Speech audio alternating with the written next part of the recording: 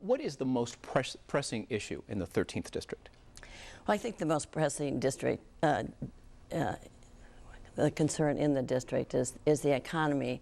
But before I get into that, let me just say I think that the biggest concern, I think, for all of these contests is that we in Congress have to work together. We have to work across the aisle, and that's how we're going to solve these problems. So going to the economy, I think that first of all, I serve as the Financial Institutions Chairman in the subcommittee in the Financial Services, and have been working on the problem of the financial crisis, and we need to do it now.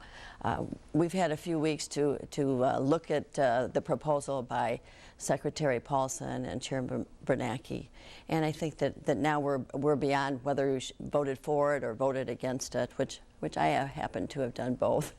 I started out. And we'll ask you about that in just a moment also. But I think that I hear from the residents of the community, and it has not become. It's not just a problem for Wall Street, it's a problem for Main Street, and the constituents are seeing the effect that it's having on their lives and their 401ks, their investments, whether they can pay for their kids' college education. Scott Harper, what do you view as the most important issue facing the constituents in the 13th District? Well, I agree with the Congresswoman that it's the economy by far, and that's why my experience is so critical at this time of economic turmoil. I've been a successful small business owner, and so I've created jobs. I've met payrolls, and I know something about what it takes to have an economy, to have a set of policies that further business growth and development. We've got a great district. We have Argonne National Labs in the middle of the district. We have the Silicon Prairie. We've got a distribution network along the I-55 corridor. And there's no reason why we shouldn't be the leader in the state and even the country in developing good jobs and green jobs for our future. Let's talk about the bailout bill, which you just referred to. The first time around you voted against it. The second time you voted for it. What changed in the intervening time for you? First of all, the bailout or the rescue package, however you want to define it, was to establish stability in the market and then to reestablish confidence. But thirdly was to protect the taxpayer. And we're talking about a $700 billion rescue package. That's a lot of change. And so I wanted to make sure that there were safeguards in there for the taxpayer.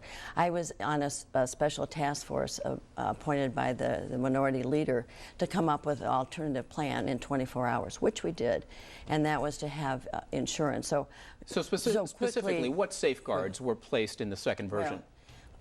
One was accountability for Congress, our oversight. The others were the FDIC to raise the interest rates, or insurance to $250,000, and then the SEC to look at mark-to-market and the valuation of the properties.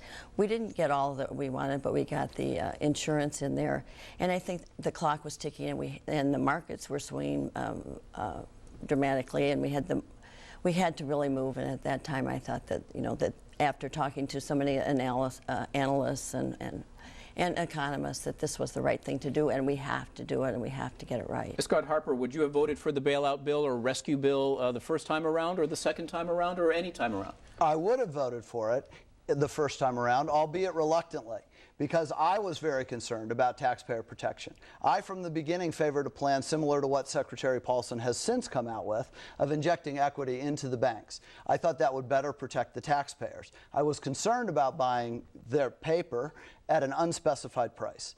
But even so, I thought the responsible thing was to not let the global financial system melt down.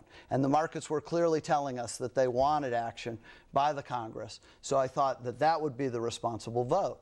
Now, I was sorry to see us be in a position where we had to vote on such a bill in the first place, and I feel like Congresswoman Biggert was really asleep at the wheel in not successfully enacting the kind of regulation on the bond rating agencies, on the credit default swaps that got us into this mess that we have to extract ourselves from. Congresswoman, what about that? You have been held this post since 1999 when it was a Republican-held Congress through 2006. How much blame or responsibility should the Congress have taken in getting us into this mess? Well, the blame game always sounds good, and it's something that that comes up in every campaign. But we have to find a solution to this challenge. And I have been working on this. And first in 2000, I went back and looked at some of my opening statements, and we had Fannie Mae and Freddie Mac in there, the GSEs, and they were told and suggested that they not keep as much of their mortgages in their own portfolio, that this was going to lead to trouble.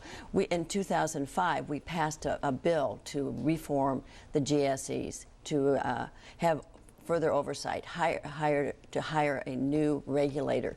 Now, things have gotten so complex now that we are even going back next Tuesday to have a hearing on the regulation. So what we have to do is move forward and continue. We passed the in 2007, then we passed a GSE reform bill. We passed a FHA bill to help all this, and a housing bill a couple of months ago that you probably haven't heard too much about, but that was another $300 billion bill to look at the housing. We need to move on to some other subjects.